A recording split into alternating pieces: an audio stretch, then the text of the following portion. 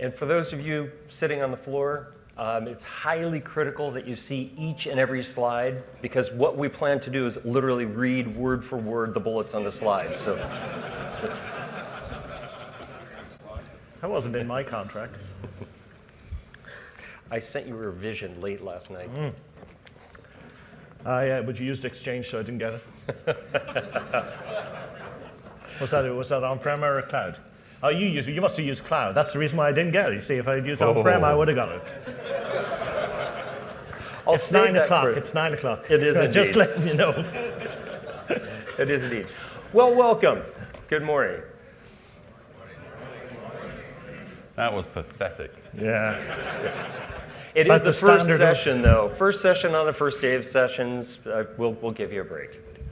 So welcome to the debate, the top 10 reasons, the blah, blah, blah, Exchange Online on-prem. That's why we're all here today. Blah, blah, blah. Yes. Eloquent. We're starting out with detail. What can you expect from marketing?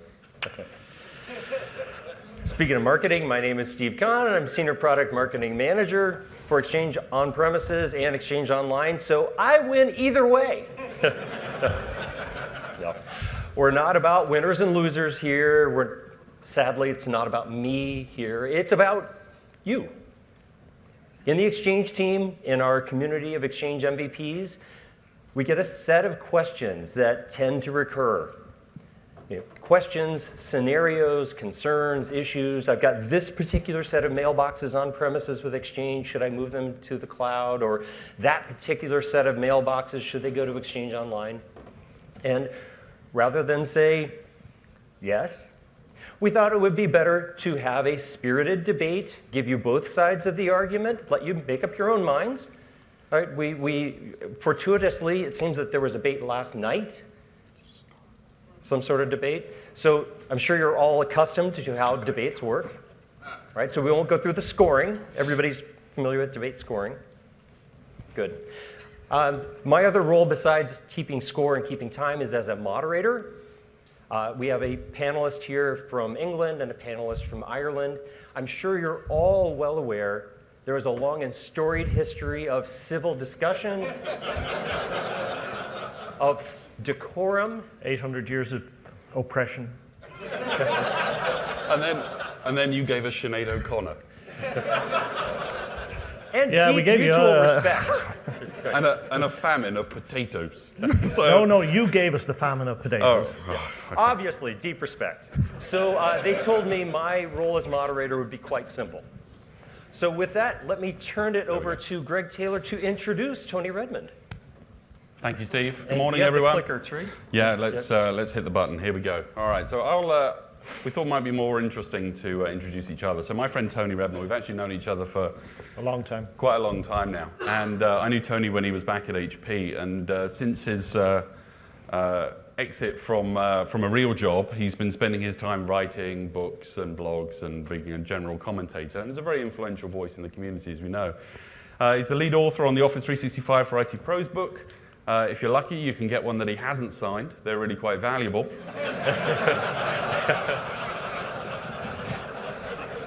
He tweets incessantly, which for somebody of his seniority is quite an impressive feat. I'm pretty sure you'll agree.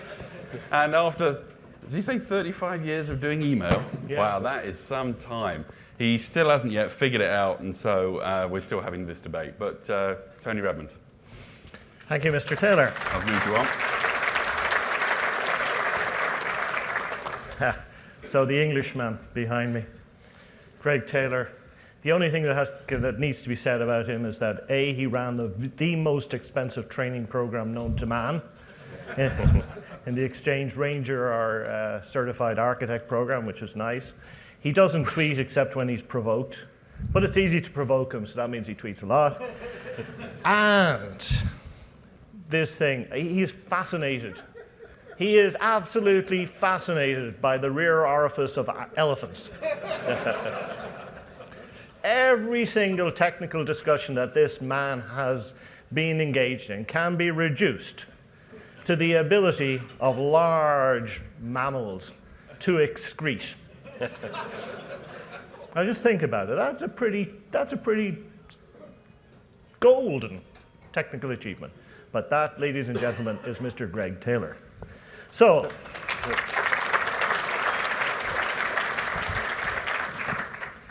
now, So you're in for a highly informative session. If anyone falls asleep, please, neighbors, give them a nudge and wake them back up again.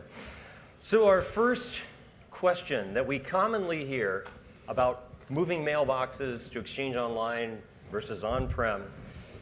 Hey, you've got Exchange 2013 or Exchange 2016. They've got everything you could possibly need, right? All this technology that Microsoft has learned. Oh, hey, it's time for the session. Are you supposed to be somewhere else? Yeah. yeah, he'd like to be somewhere else. My Uber is supposed to pick me up. All right, okay, great.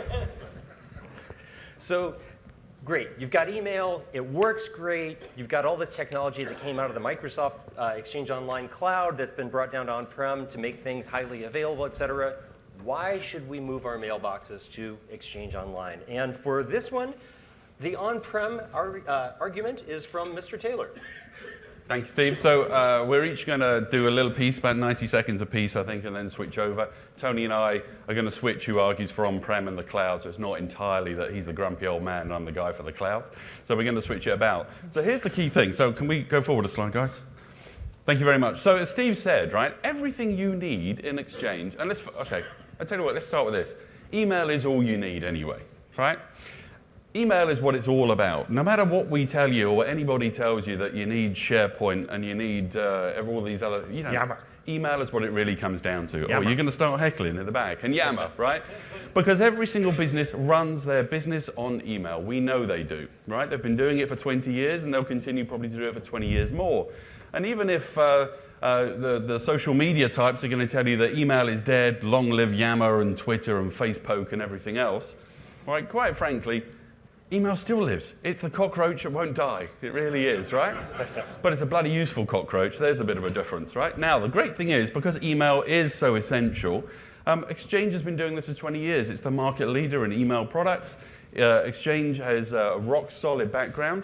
And as Steve mentioned as well, all the work that we do in Exchange Online, which runs hundreds of millions of mailboxes, ends up, for the most part, the features that are core to email end up in the on-premises version of Exchange. So really, if email is really all you care about, and if your folks in your office want to collaborate, they can use Facebook. They always do. They can IM each other. They can do that fine. But really, if you want solid email, you can run Exchange on-prem. It will still be running when I finish talking and when, hopefully for a good number of years to come. And so really, email is perfectly fine. Just stick on Exchange on-prem. That thing is going to run, and run. You don't need to do anything else. It's quite simple. Is that it? Yeah, that's it, Tony. I mean, what else is there to say? This man is sadly deluded. He's sadly deluded. The first thing to understand is that it's impossible to compare a cloud environment with an on-premise environment, right? It's a completely different environment, completely different development environment, completely different operational environment. It's just different. We have to get our heads around that. And the big differences that exist out there is, the first thing is, there's far more resources than you'd ever think you want to need. I mean, most CIOs are pretty penny pinching. Do you agree? They'll never give you enough servers, they'll never give you enough storage, they'll never give you enough anything. But with the cloud, because it's these guys that are paying for it, if you want to dump, say, 200 gig of PST information, go ahead. No problem. Import that puppy right in there. It's no problem. That's the first thing.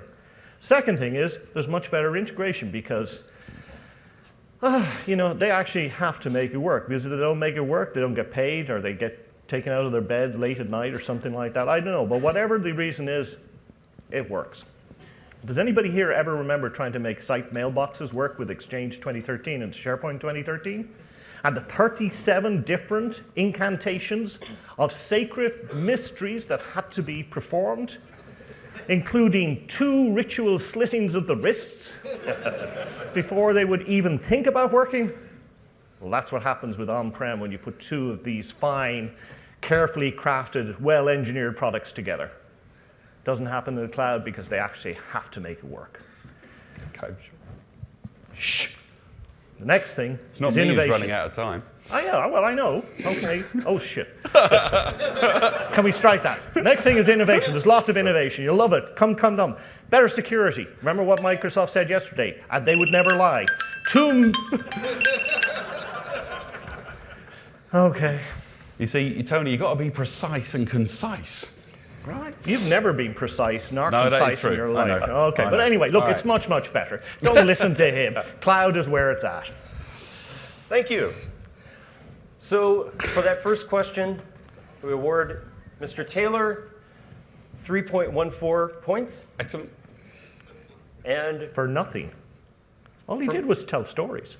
for Mr. Redmond, 2.97 points. Hey, right, okay. That's a Carry on. Were you scoring the debate last night? Moving on. So the next thing that we consistently hear from people is, hey, when something happens in Office 365, we're not really sure where to go for information, right? We go to 12 Noxina, from Tony's Twitter handle, looking for information. We look for blogs. We look for people saying, hey, is there something wrong with Office 365 or Exchange Online? Right? Really difficult to find the information.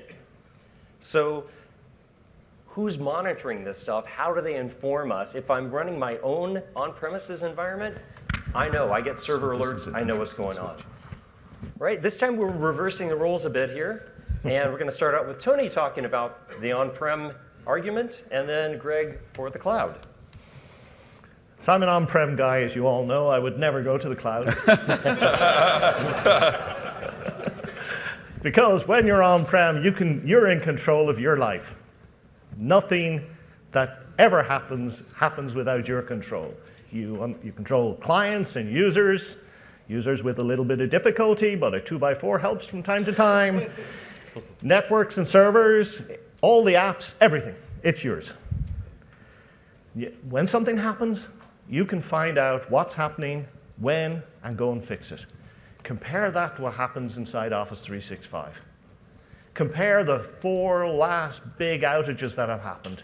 And nobody knew anything about them. When Azure went down, EOP went down, Exchange went down, Azure Active Directory went down, IMAP went down. It's horrendous. Who would ever want to go to the cloud? Stay where it's nice, safe, and secure. Stay with those rock-solid on-premises mail servers. Well done. Well, thank you very much. Well, thank you, Father Time. That was very helpful. Good. I reset the timer. All right, great. So can we skip on a little here, Steve? Well, certainly. All right, thank you. So as my learned friend failed to articulate, so here's the thing, that running your own Exchange servers on-prem is actually kind of hard too, and actually monitoring and finding out that things have gone wrong, often it's the users that are telling you, and usually it's the CEO who's telling you that his email doesn't work, am I right? And then you're like, I wonder what might be going on. And then you've got to go through the process of figuring out what's going on. Now, Exchange, honestly, has never been terribly good at telling you what's really going on at a broader level. We know there are third-party solutions that will let you do that. Well, then, if you're augmenting what you've already got on-prem with something else to tell you what's really going on, doesn't that sound a little bit like going to the cloud and then looking at the Service Health dashboard in the portal, for example? We'll run the Exchange servers. And not only will those Exchange servers, I mean, they're much more self-healing. We have a lot more self-healing capabilities, whether it's on-prem or in the cloud, both happen. But we do the dashboard reporting for you. So you've got the Service Health dashboard and the message center. Very badly.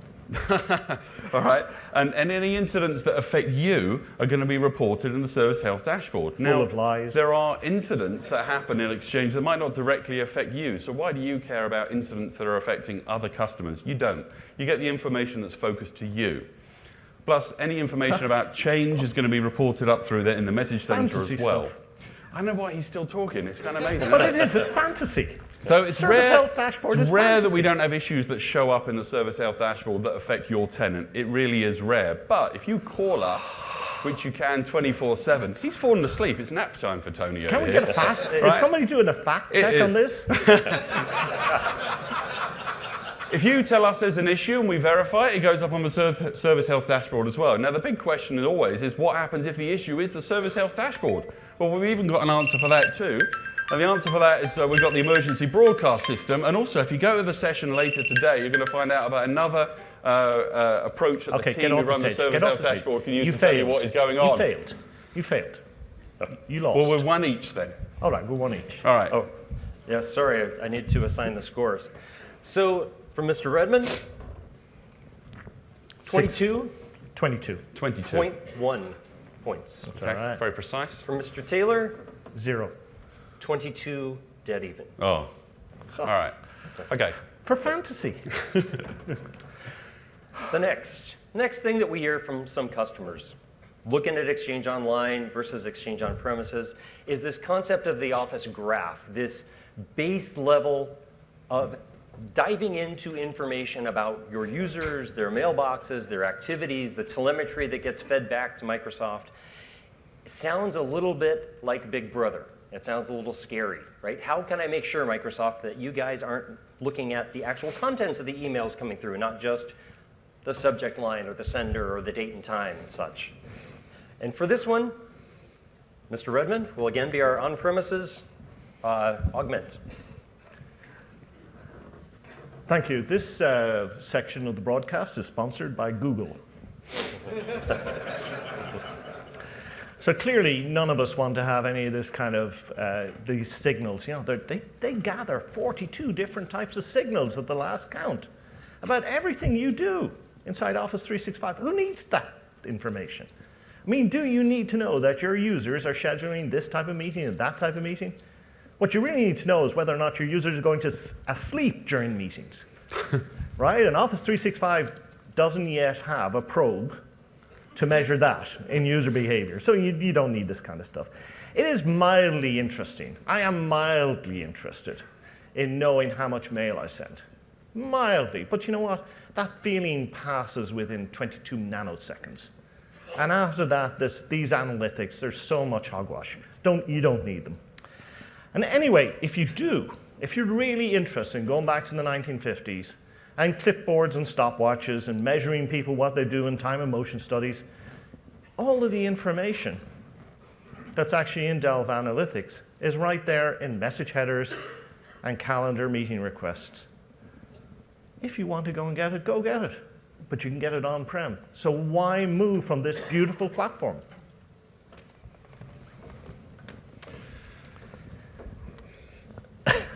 Well, what my leprechaun-loving friend is failing to grasp That's here. fighting talk right there. We said anything Have you goes, ever Tony. Do you grasped remember? a leprechaun? So here's Would you even know what a leprechaun looks like? Well, actually, yeah, no, let's not go there. Right. He's just distracting me because the thing is, the information that's gathered here is actually really useful, and it particularly is really useful. This is perhaps a personal feeling. Do you use it? I do use it. You do? It's very useful to find out what other people are involved in and working on. Now, when you're a small organization, such as Tony, right, his small business that he has, not small-minded, I said small organization.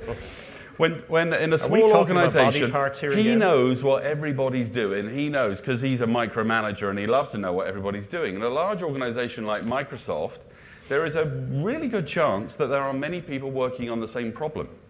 That is absolutely true, right? If you're in a large organization, I'm pretty sure you probably feel it too.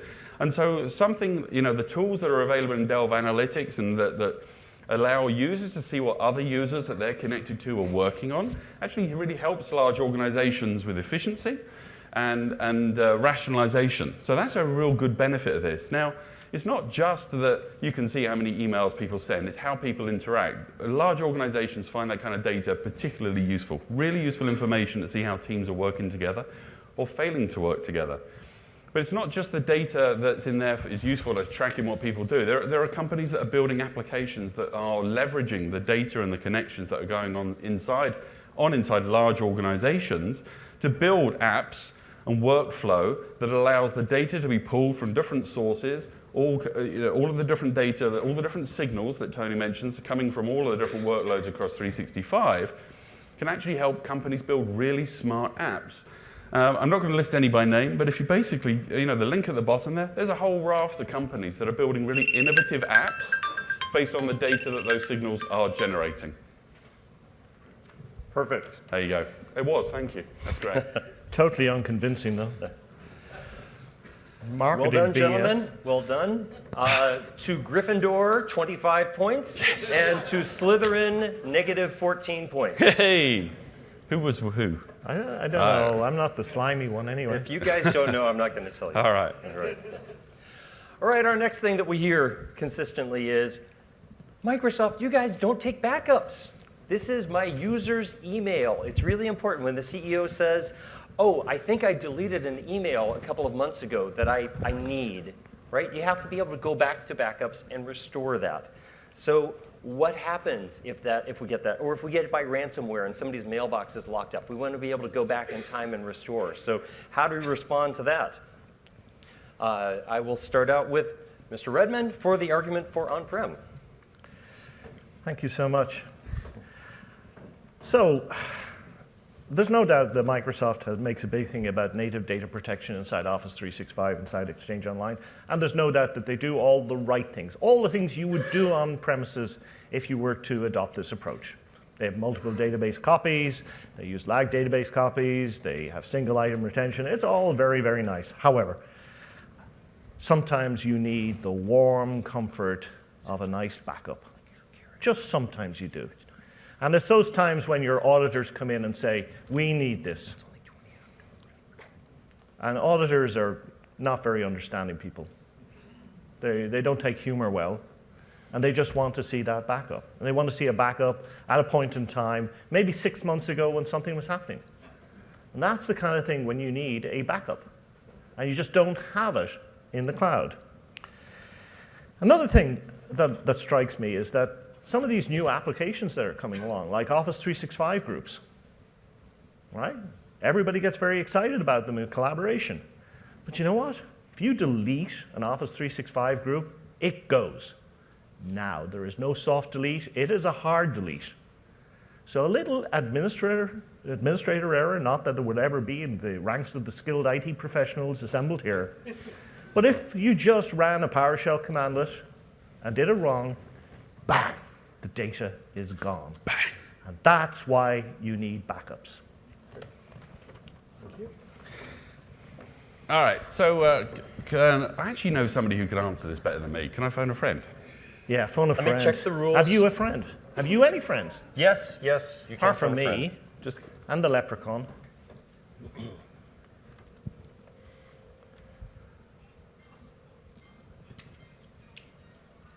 somebody's phone ringing. Who? Oh, it's the gnome. Where is he? Where's the gnome? Hey Ross, how you doing?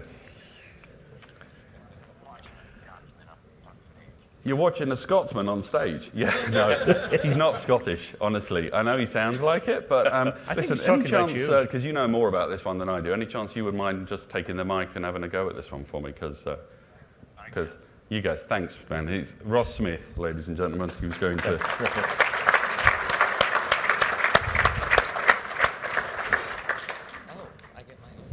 Hello Beat there. that, Tony. Sure. Sit on a box. If you call me a Scotsman, How did you know I wasn't referring to Greg? Yeah. because he wouldn't look good in a kilt. Yeah, he's more Actually, Australian. I would look good in a kilt. I have awesome legs. Thank you very much. All right. Anyway, all right. So Ross, let's go please. with this, right? What was the question?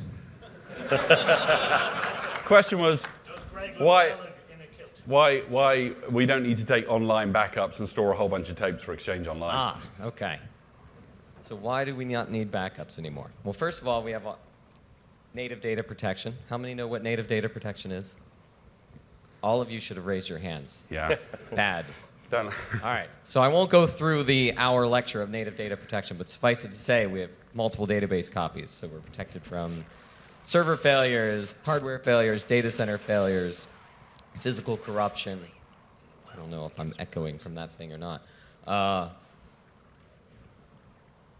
Logical corruption with lag copies, and so forth. In fact, in certain regions, we actually have the database copies distributed across 4 data centers as opposed to just 2 data centers. So we're very protected in terms of any sort of failure scenario.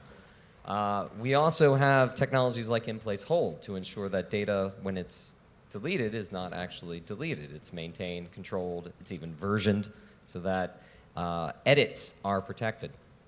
And in fact, if you have in-place hold technologies enabled across the platform, when you actually delete a user and have his mailbox deleted, it doesn't go in a soft deleted state in Exchange Online. It goes into an inactive state so that the data is preserved for the lifetime that the hold is in place, so that that data is continued to be discoverable, unlike on-prem where when you delete the user mailbox, it's gone within the 30 days or less, depending on how you configured mailbox deletions. We also have a number of controls around ensuring destructive commandlets are not accessible. No one at Microsoft has standing admin access, first of all. Any attempt to gain access to customer-related data goes through a very controlled process, what we refer to as lockbox. And even this year, we released customer lockbox so that you guys can be in that loop and make the final decision of whether we gain access or not. And as tenant administrators, you can remove commandlets like remove mailbox and the like from admins so that they don't actually make those mistakes. And then finally, there was a thing around malware. Fear of malware is not a reason to take a backup. Having a great anti-malware solution is the answer to protect against malware and ransomware. And that's Exchange Online protection. We have the ability to have multi-layered defense with multiple definition files. We have the ability to use advanced threat protection to deal with safe links to ensure that the suspicious links are reduced from getting to the user's inbox, and we can even inspect, analyze, and detonate attachments. I love that word, detonate. I think that's pretty cool that we use that. I don't know how marketing allowed that one.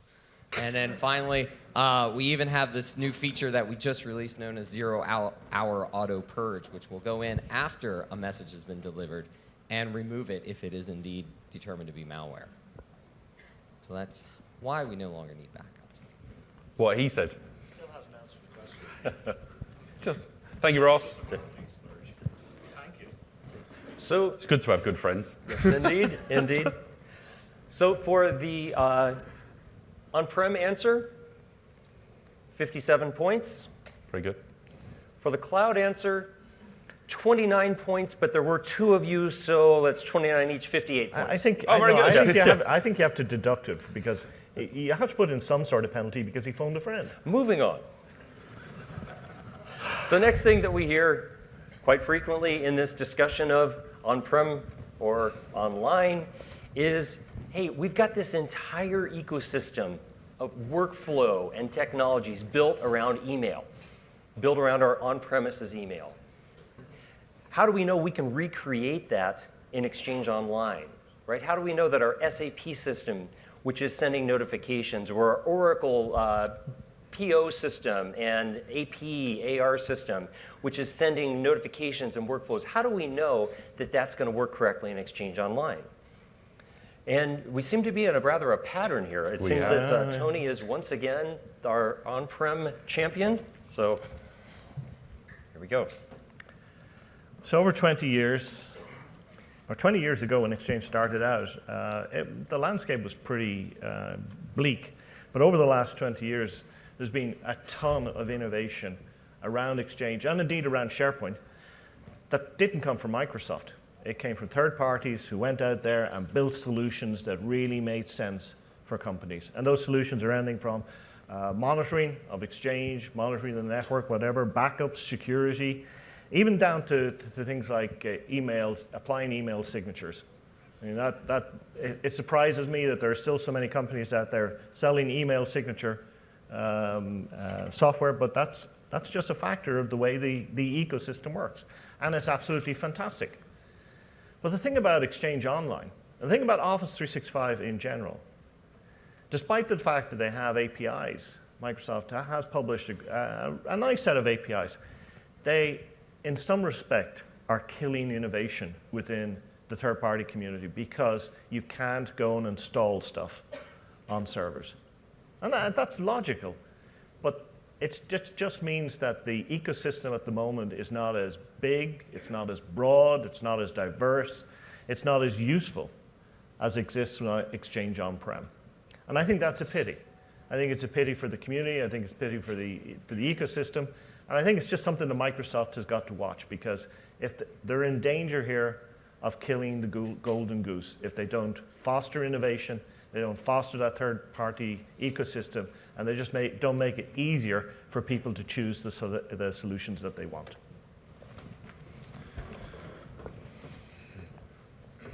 Well, thanks to the Irish Gandalf for that one. That was very helpful. No, so I've got a whole raft of these for Tony. Don't worry. So one of the other reasons why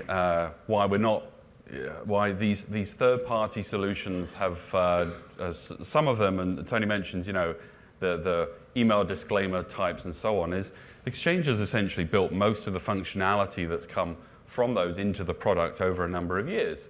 Right? There are many features and functions that these third parties were providing which you can do natively. And so, given a choice, would you rather do it natively out of the box, included in the price of Exchange, or would you rather bolt on a bunch of third-party add-ons? And third-party add-ons have, at times, from some vendors, certainly, some solutions have been released have been problematic. Right? The number of cases that get raised because of transport being messed up because some transport agent or other is messing around with mail flow, we see a ton of those. We used to see a ton of those. We see less of them now. And that's because we've built that technology into the product. But for those apps that still provide value adds, and there's still plenty of them and some great ones too, the majority of them, if they were written by smart, forward-thinking professional companies, they're already using APIs and interfaces they're not legacy APIs, but they're keeping up with times, right? So they're using Auto-Discover and web services and OAuth and REST and so on, and Graph and all of the new stuff that's coming into 365. And so many of these applications may actually already work when your mailbox or the target mailboxes you're acting against are in the cloud anyway. So you might not even have to change the app. The whole thing might just work.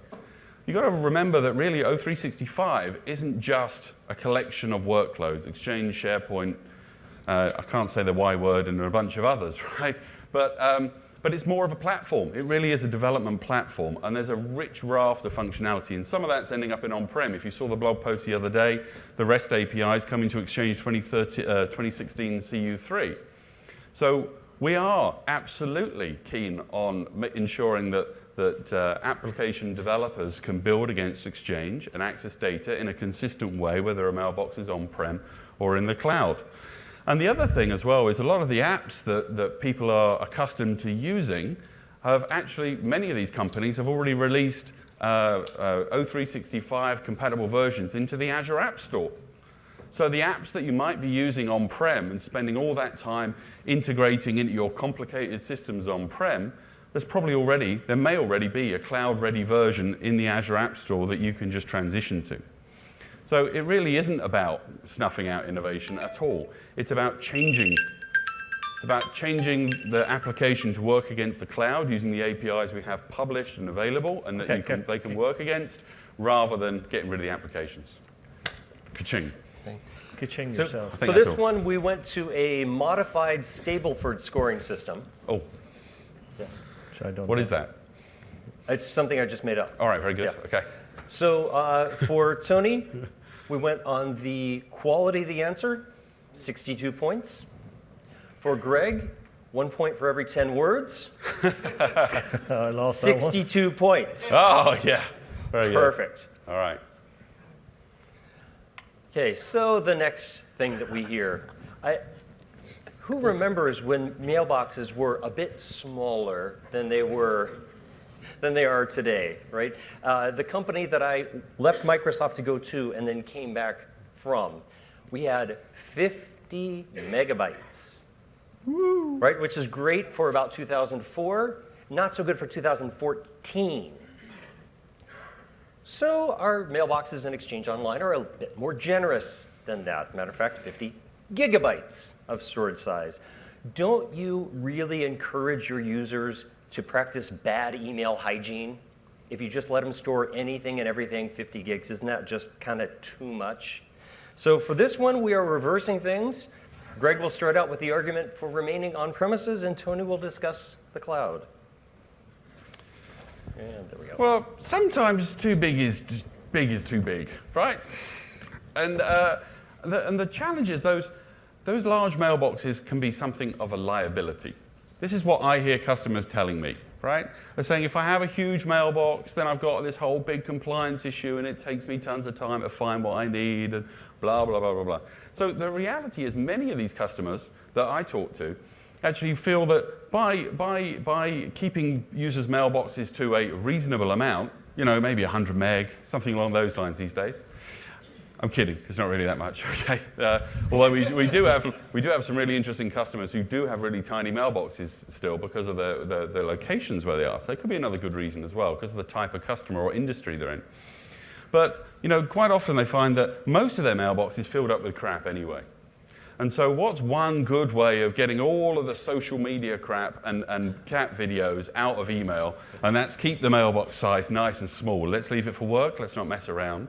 Okay, so there's one good reason for it. Now, the other thing that my customers say as well is they have a compliance solution, and they have many of these disconnected, heterogeneous systems. And so, stuffing everything into one big mailbox solves only really part of the problem, because you could argue that it's great for compliance, and Microsoft does. And it is, but what if you've got many, many connected systems and you have a compliance solution that allows you to scan across the whole lot in one go? Shoving everything in the mailbox isn't necessarily a magic answer to compliance.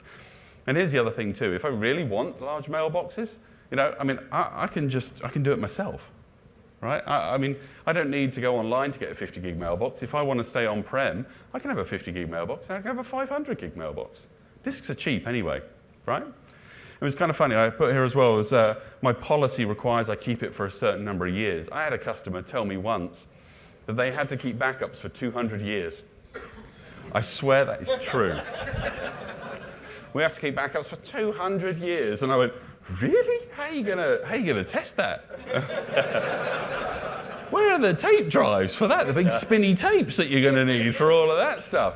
Listen, large mailboxes are great, but they're not really important. And sometimes they can be a bit of a liability for some organizations as well. Well said. Thank you, Tony. Over to you. Yes. Well, thank you. So now that I'm back on the dark side of the cloud, which is nice, comfort feeling, the thing about it is, it's just fantastic to have the ability to store everything in the cloud so it's available all the time on all my devices anywhere. I don't have to worry about retention. I don't have to worry about cleaning out my mailboxes. I don't have to worry about deleting stuff so that new mail can arrive. It's just a feeling of pure, unadulterated, and adult bliss. Really? Yes, it's the kind of stuff that you would never understand because you're a warped kind of leprechaun hater. I said you were a leprechaun lover. I didn't say I hated them. The biggest thing is we have now a chance to eradicate the world's most insecure, the world's most horrible, the world's most fallible file system known to man, the PST. We can get rid of these suckers. And you can get rid of those suckers by importing them into Office 365 and building out those big mailboxes and building out those big archive mailboxes in particular. The other thing we can do is get rid of those complex, costly, and inefficient legacy email archive servers. Not going to mention any of them by name. But why do you want that expense? When Microsoft has bought scabs of disk space, put it in all these huge data centers, and is making that storage available to you. Go out there, bring that data home. Bring it home. Import it. Get rid of PSTs, get rid of legacy email archives, and let your users get on with real work without having to spend all their time figuring out where data is, where stubs are, what stubs are, how to use stubs, all that sort of stuff. I mean, this is just a different environment. I said that at the start. So just bring all that data in, make it nice and comfortable, and leave it there for the 200 years, because you might be able to get it, or at least Microsoft or whatever Microsoft 2000 and whatever million will be able to get it back out for you. And compliance, of course, is so much easier once all the data is there. Super. For Ireland. Hey, yeah, for Ireland. The score, that answer, 108 to 107. Very good. I'm not saying who. You'd be very careful about this. Oh, I didn't actually track that's okay. that. Okay. Sorry. The next thing we hear, actually, I heard this one just last week in an executive briefing. Hey, we have some users that are not in New York City or London or Hong Kong. They may not have the best internet connectivity. They're pretty far flung. Internet-based data is not necessarily going to work that well for us, is it? The argument for on-prem, Mr. Taylor. Well, I didn't know you were going to say you actually had a customer at an executive briefing center tell you this last week. Yes, I'm I done, did. Right? I mean, so it's actually, this has always been the biggest Achilles heel, right? That if your data is somewhere else, and whether it's our cloud or some remote data center, it's always that connectivity which is the problem. Now, admittedly, connectivity has improved in many metropolitan areas and across, industrialized and westernized, modernized countries and continents, right? But there are still parts of the world where data is expensive, unreliable connections, and so on. I used to work with a customer in the who have platforms in the North Sea, and they used to use something called a tropospheric scatter link. That is awesome. That's where they bounce the signal off the sea and the atmosphere to get from the platform back to land. I'm not kidding, that's true. When the weather's rough, it's not a very good connection. Going to put their mailbox in the cloud, are you, Tony? I don't think so. It's not going to work terribly well for them. So there are also disconnected scenarios. We have customers who run Exchange Server on submarines and in space, and a whole bunch of stuff. Actually, I'm not sure they run Exchange in space, but they definitely run Outlook. It's kind of interesting. We have that as a customer to deal with sometimes. But if your mailbox is going to be stuck in the cloud and you're at the other end of a fairly flaky network link, then your experience is going to be less than perfect, let's face it, right? So the other challenge you have as well is when that connection, sometimes even if you have a decent connection, you have a problem with the connection. And it can be difficult to tell sometimes whether the problem is us or whether the problem is you or it's somewhere in the middle. And more often than not, that phrase, the last mile, is always the tricky one, right? We don't control that last mile from your internet service provider back to you. And we see a ton of issues, connectivity issues, which come down to that. We are very resilient. We have a huge investment in our data centers and network technology, but if the last mile is your crappy ISP and your ISP does something stupid, you're cut off from us. And that can be a problem that we can't help you fix necessarily, although we do work with ISPs. Sorry, I'm trying to argue for staying on-prem, cloud, whichever, where's my brain? But here's the other thing as well. So WAN accelerators, if you really do have a problem, there are plenty of vendors who'll sell you WAN accelerator products. And we actually, one of the problems that you have with 365 is they can actually be the problem itself. I get involved in escalations where the problems really come down to networking. And more often than not, the problem is with our customers' networking equipment, networking devices. You ask the question, what's sitting between Outlook and your internet egress point? And say, nothing. Then you ask the question again. So there's nothing in there, like some kind of WAN accelerator, right? Well, I mean, there is this thing that we've got here that does this, this, and this. And you're like, aha. So sometimes, it's the connectivity which is the challenge. And, when you stay on-prem, you eliminate that from the equation. You'll have other problems, but you certainly can eliminate the network connectivity from being one of them. Bang on. Mr. Redmond. There he goes again, just putting out these idle points, don't mean anything. The simple fact is that I've been using Office 365 and Exchange Online since the day Microsoft announced it in June 2011.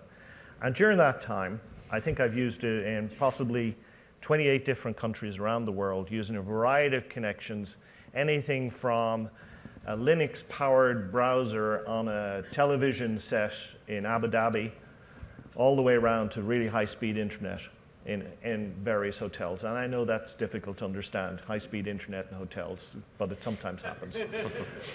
The point is, I can't think of a single time in that 5.5 years when I have not been able to connect.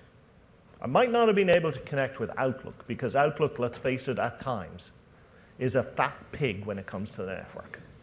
But I have always been able to connect with either ActiveSync, which is pretty lightweight and designed to work over HTTP connections, extended HTTP connections, our Outlook web app, OWA. I've always been able to connect. So I don't understand this theory that, oh, you know, we're going to be in places where I can't connect. Because I've actually gone to some of those places, and I've been able to connect. And then been able to connect and do work and get stuff done. And that's the true test. Microsoft, to their credit, have deployed hundreds and nearly thousands now of local network connection points so that data gets to their fiber network, their data center network, as quickly as possible and with the least number of hops as possible. And that network has been built out over the last couple of years. So, you know, a couple of years ago, yeah, there might have been at times where you're saying, oh, this is taking a little bit longer than it should do, but now it doesn't. So that's pretty good. And as well as that, there are separate networks out there, content delivery networks. So if you're going to do something like Office 365 video, it'll work just fine. No real problems at all. So the bottom line from my perspective, and it goes back to personal experience. After traveling around the world for 5.5 years and using Office 365 everywhere, it just works. Now, I will say, I have not been in a submarine and I have not been in space. So I'll take those two edge cases off the table. I'd like to and I shoot will you give them into to Mr. Taylor. If you're in a submarine, you need on-prem. If you're in space, you need on-prem. Everywhere else, you need Office 365. Who's for shooting Tony into space to find out? I'll go. I always wanted to be an astronaut, but my eyes let me down. And then the rest of my body let me down.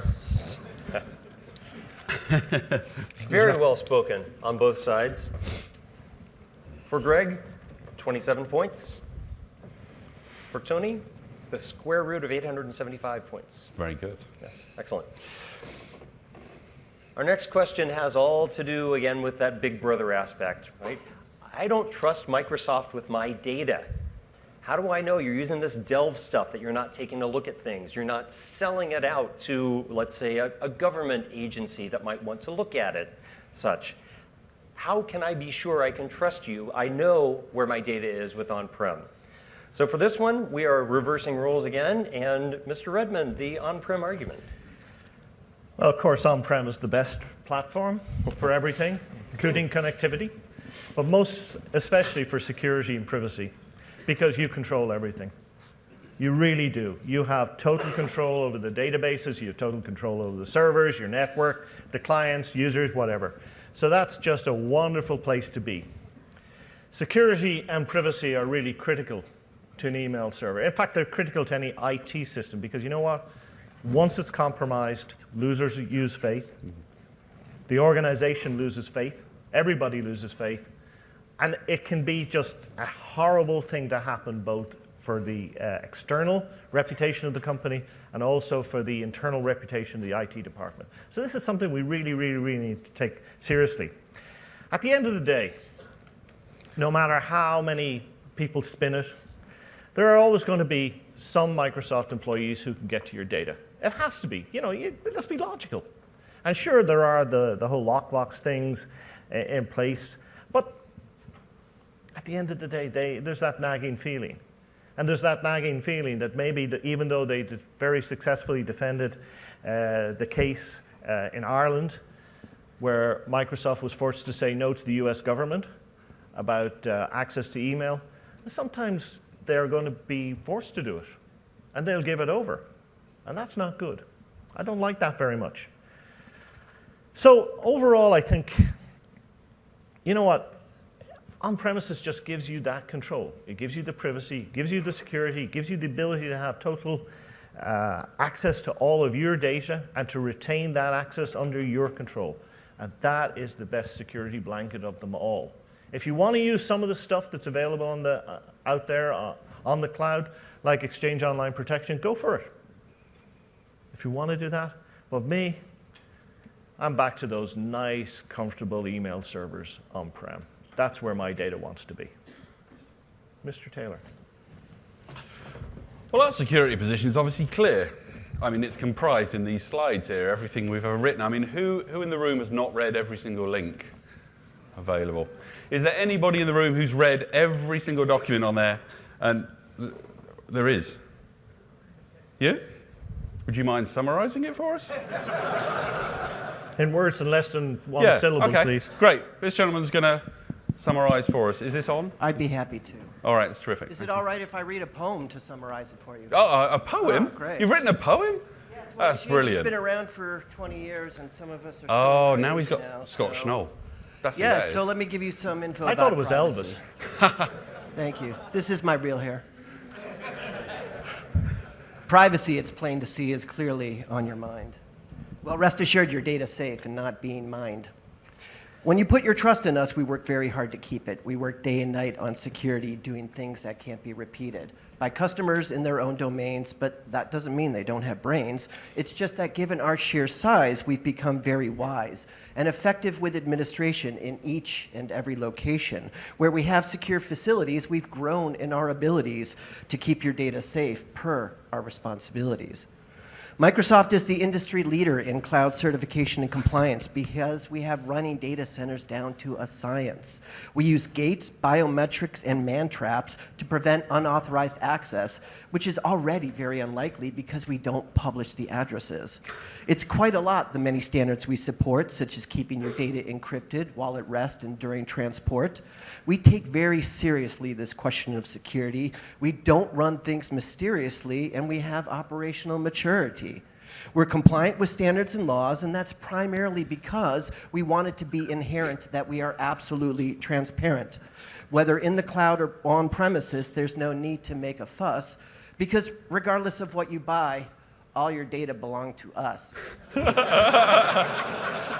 I'm just kidding. I'm just kidding about that last part. Your data belongs to you. We would never violate your trust. It's just something we wouldn't do.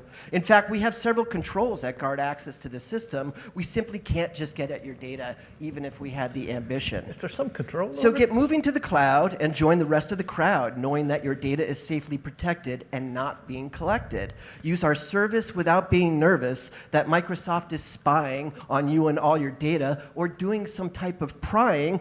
Our contract with you forbids it, plus our business would be dying. If we ever violated your trust, we'd be left in the dust. So know that we're not in your documents, and you can use our service with confidence.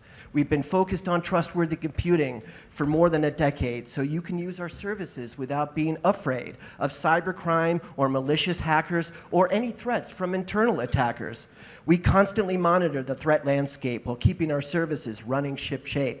Should the unexpected occur, we have a global team of responders with capabilities that are beyond yours. Come on, We moderator. feature the industry's most advanced security science and the industry's widest and deepest compliance because security and privacy is important to you just as it is to us. But if you still have questions after this, we're very happy to discuss. Oh, okay, come on. Scott Schnoll. All right, okay. I'm sorry. I'm sorry. I have to protest. I have to protest. What? What? Bringing somebody along with doubtful hair. Extreme. Yeah. Well, at least mine is my own. Okay. Bringing someone along with doubtful hair to decant doggerel, which isn't very good even. Right. And hit people with a whole pile of different web links. That's not a response to serious issue. That was I mean, awesome. is poetry the answer to security? Is that the way Microsoft is going to protect data? By having poets at every crossroads? Poets. Poets. Yes. I'm sure there's an acronym for I poets. think we need somebody more rational. Really? Yes. And who's that going to be then? Because it's not you. Paul Robichaud, come on up here and help me. This man is a security man.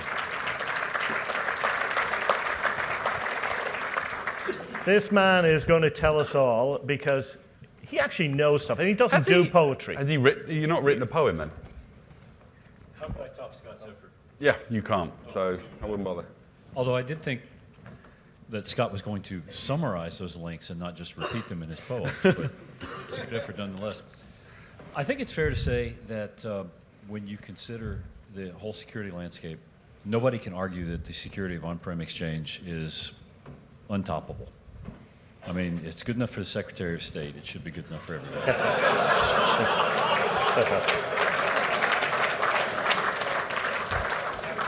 On-prem Exchange seriously gives you, complete control over everything that happens to your email, but it also gives you complete responsibility for everything that happens to your email. Microsoft's argument for a long time has been that because they are bigger and richer than you and have more facilities than you and probably smarter admins than you, that they'll do a better job securing your data than you can. And in a lot of cases, that's true. There's still cases where it makes sense to keep mail on-prem because you have to have very tight control over it. But most of those cases are cases where you want to isolate your email environment so it has as little connection to the outside world as possible. And that's kind of the opposite of what we're talking about doing in the cloud in general, unless you're in a submarine or in space. So with much respect to Scott's excellent poem, Scott, next time I need a poem for something, you're going to be the first guy I call, but the wig, not so much. On-prem ultimately is going to give you the ability to control exactly what happens to your data, but it also makes you accountable and responsible for what happens to your data, and that's not something that everybody is willing to do. Tony, I just wanted you to know that purposefully, I only had one joke. Okay. Because, as some of you may know, Tony frequently complains about how bad my jokes are. So I decided I would save it all up for one joke, and that was it. So, Okay. So what's the joke? damn it, I knew I forgot something. Oh, there you go. Thanks, Thank you, Paul. Thank you, Paul. So at least that was a rational contribution to the debate. I think that was a brilliant contribution to the debate. It was certainly a different contribution to the debate. And if you stay in the room right after this, Scott's doing his tips and tricks as well right after this in this room. So you might want to keep your in seat poetry? Is he doing all his blooming tips and tricks in poetry? warm. He will. He's going to do the whole thing in Anyway, moving along. Let's keep the debate going, Mr. Moderator. I think it's amazing that, number one, Paul just happened to be sitting in the front row Yeah, and funny was that. thinking about this at the time that Tony asked him, and that Scott, a poem off the top of his head. Genius. Right? That's amazing. I'm always thinking about security. There you So go. I have no recourse but to award 10,000 points to each side. Very good. Thank you. Thank you for that.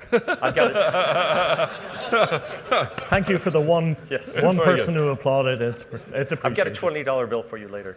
So we've got just a couple more here. So in the interest of time, I will be instituting the timer again. So keep that in mind. You got it. So the question is, or the comment, the concern, the issue, Office 365 requires you to update constantly, right? An amazing amount of change going on. Even if you have a hybrid connection, right, you have to have the latest and greatest. So that seems like a huge amount of effort to keep up with, doesn't it? For on-premises, Mr. Redmond. Thank you. So, I suppose everybody who reads Office blogs every day, yeah? If so, you would have seen the number of changes that are introduced inside Office 365 on a rapid and ongoing basis. In fact, in the calendar year to August 2015, Microsoft came out and very proudly said 350 changes we've introduced to Office 365 in the last year. That's a hell of a lot of change. And the point is, you have zero control. You just have to take what they give you. And you have to keep all those desktop components up to date. You have to keep your browsers up to date. If you're running hybrid, you have to keep your Exchange servers up to date. You just lose control. And that's pretty hard to give up. And it's also pretty hard to manage. Because when you think about it, whereas Microsoft is doing all the heavy lifting in the back end with the servers and the services, you have to deal with that jewel in the crown that is your user community. Those people that make your job delightful every day of their existence, right? How can you explain to users when new options appear on a daily basis? How can you explain when options disappear on a daily basis? How can you explain when they have to upgrade on a weekly basis at times? It just becomes a mess. Yes, I know it's part of the whole thing about innovation. Yes, I know it's a part of the whole thing about keeping things moving forward, introducing new features, being competitive, etc., etc. But just sometimes, it would be nice to have some control. It would be nice to take a rest. And it would be nice to avoid upgrades happening in the middle of the closing of the financial year. That would be very pleasant. Microsoft, make it so, please. Wow, what a pipe and slippers story that one was. Poor old Tony wants to sit and just take it easy. You sit down. I do. Go on, I do. you take a seat, old boy. There you go. Thank All right. you very much. Thank you very much. So the thing is that staying on-prem requires effort too. I mean, how many companies? Not as much. How many companies have a strategy of leaving stuff until it's so controlled. old that it's basically unusable and runs on, you know? I mean, people refresh hardware and leave really crappy old software on it. I mean, keeping stuff up to date is hard on-prem. But there are many ways of solving that problem. All right, and many ways of automating, of automation of solving that problem, right? So, you know, a great example would be the Office click-to-run piece. So you install Office in a click-to-run format, Office will update. You do it once, and then we'll take care of, you know, Office takes care of itself. So arguing that I have to keep updating Office, you know, isn't really fair or correct even. And there are many ways you can keep your software up to date. Running with out-of-date software anyway is a security risk, a concern, a compliance concern. There are many good reasons for why you might want to keep your software up to date, not just because you want to keep connectivity to O365. I think we could all agree with that. But you know, one of the things that Tony did point out is that once you do get on board to the train, to the cloud, this train isn't stopping. There are no stations. The train will keep rolling.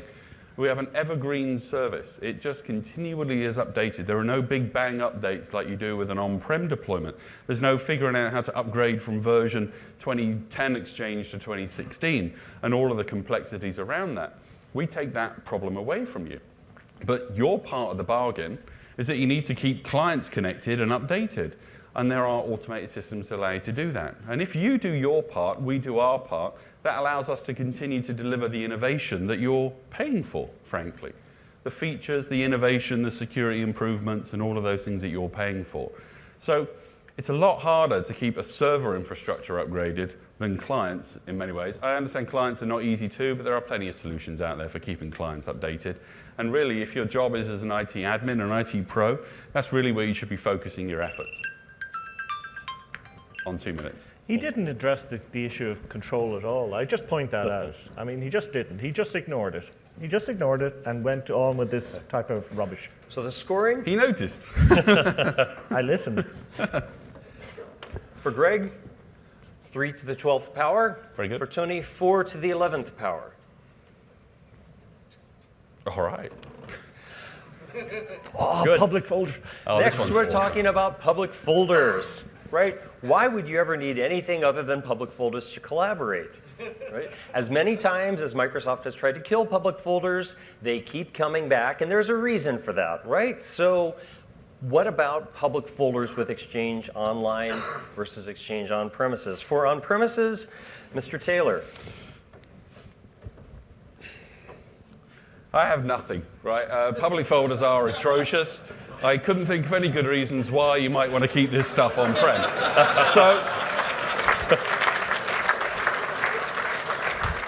So I thought I'd fill my 2 minutes with something a little more entertaining. So the bottom left is a picture of my garden. Now, I have quite a nice garden. I bought this house, nice big garden. We have a vegetable patch. That's actually one of my carrots that grew in the vegetable patch. It's quite extraordinary. I have a Yammer group at Microsoft called Greg's Grass and Trees, where we talk about grass and trees, and it is genuinely grass and trees from the garden. It's fascinating.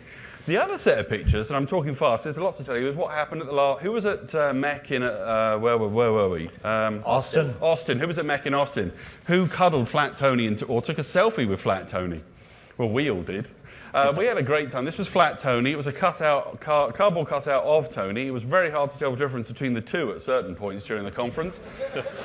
and I have several people. There's Jeff Guillet and there's Jeff Mealiff taking photos with Tony. Tony also did far more compromising things. Where I could show you the photos separately. Let's move that along, moving along.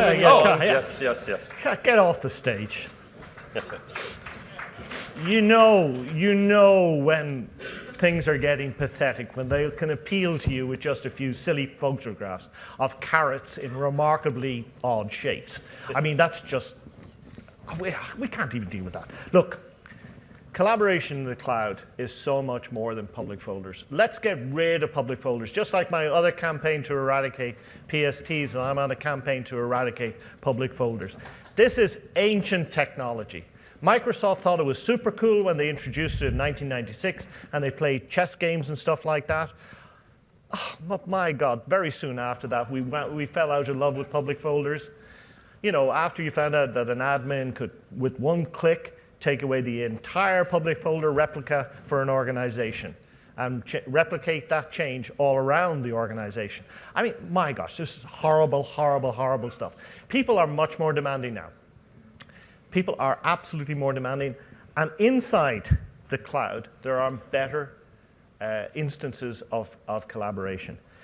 Office 365 groups, I believe, is the way forward if you're into email. If you collaborate through email, if you collaborate using public folders today, go to Office 365 groups.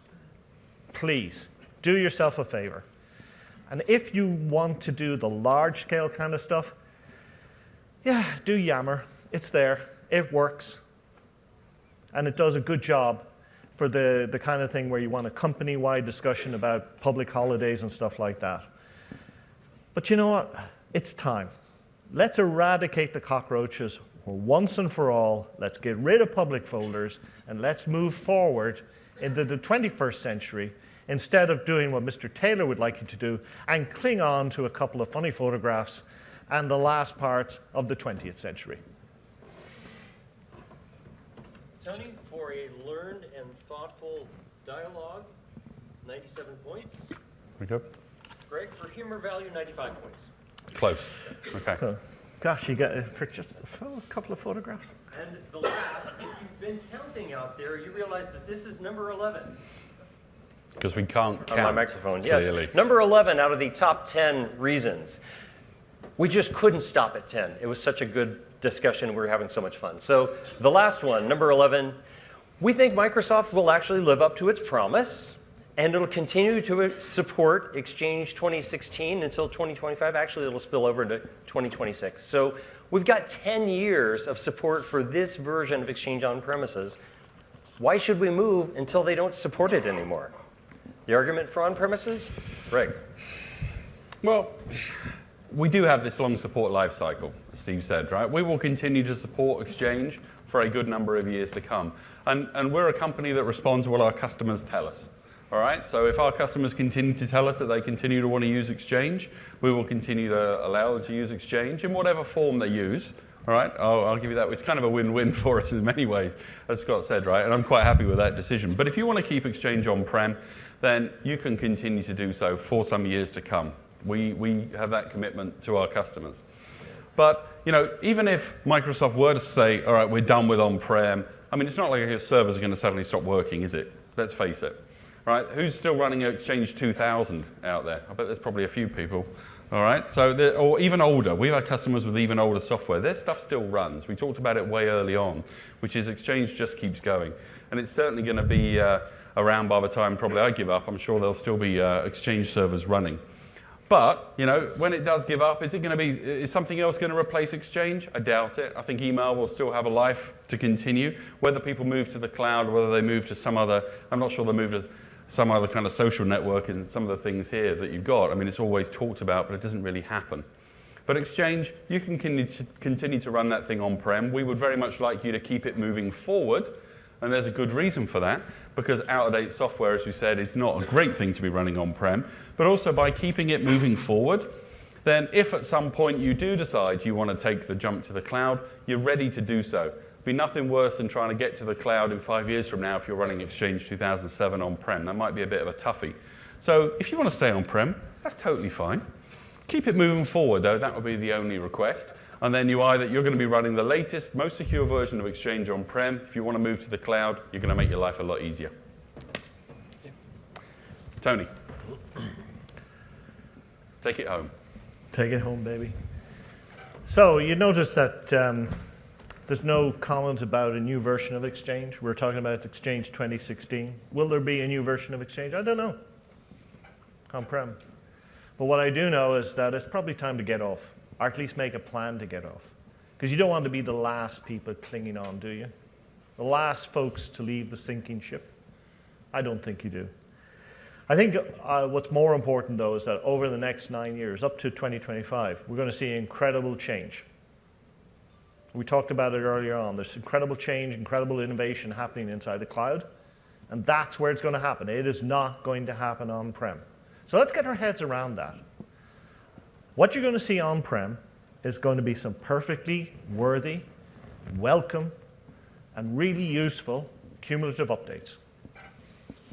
The functionality, the new features that are going to be delivered in those updates are going to be technology that transfers from the cloud.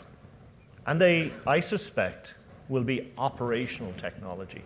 They will be technology that Microsoft needs to run the world's largest Exchange deployment. They will be technology that makes sense to bring to on-premise customers.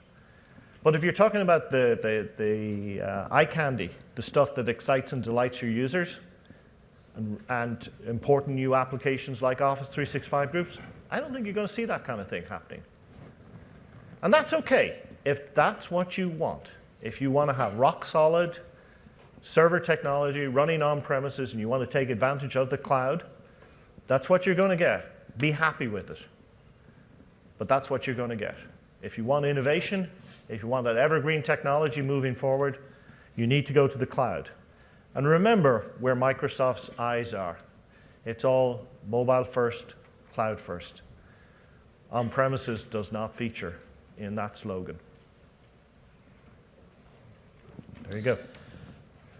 I've been keeping track of the time here. Unfortunately, I forgot to actually log the scores. Oh. So instead of having a debate score, we thought it might be more interesting to advance the slide, to have you guys tell us, what's it going to be? Are you going to stay on premises? Are you thinking about moving to the cloud? If you go to this site here, menti.com, and use the code listed, you can tell us, and you can see the results. It's live, real time. Go ahead and give us a let's vote. do it. Yeah, let's start voting now. My head's in the cloud. Okay, There you go. I'm going on-prem.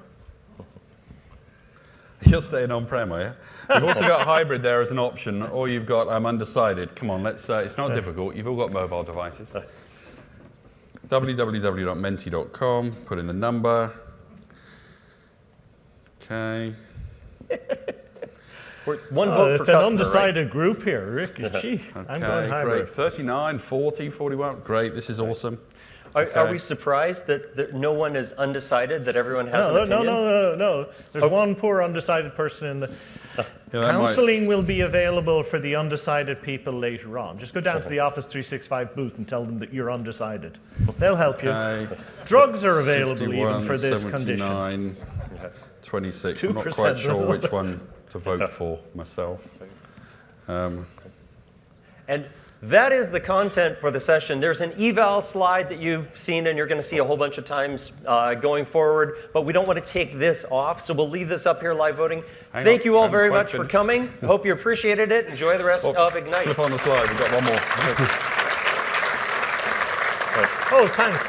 Yeah, you should. We should thank. Yes, special thanks to Mr. Robichaux, Mr. Smith, and Mr. Schnall. Now you can go back to the slide. Yes.